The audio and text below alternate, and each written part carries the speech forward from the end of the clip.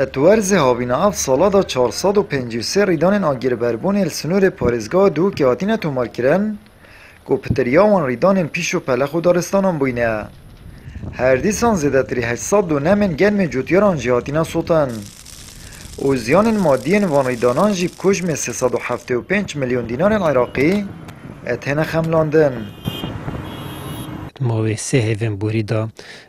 پتر یاری دانا کو پیشو پلا خودارستان بینه نزدیک 453 ریدان هاتینه تومار کرن کو خوشبختانه همیشه رای تیمت براوانی باجیر کنترل سر هاتیه کرن هر روزات افساله دا کو دخل دان حوالاتی نزدیک 800 دونه من دخل دانی صوتین السنوری پارزگاه دو که دورو برنوی 400 دونه من دخلیش در و پارزگاه دو که کل سنوری پارزگاه مثل بیه تیمت مچونه پشکداری تدا کریه کنترل سر کریه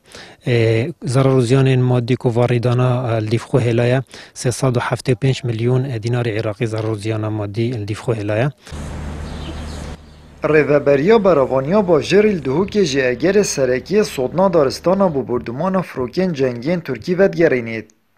گو سالانه رو بره که مزنی دارستانم به اگرش نافت چید و مطرسیل سر جنگا دهو که درست بید بارا پتر یا فریدان هاتینه تومار کنی چیایی جی کو گلک اگر اون کو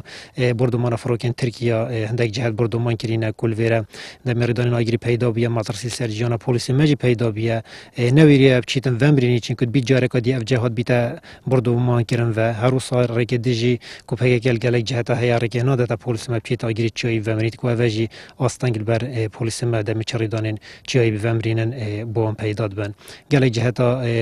چیای یه تنت آسانه گلک جرا دیپش کن مارن پلیس مودانه و همین بن آستان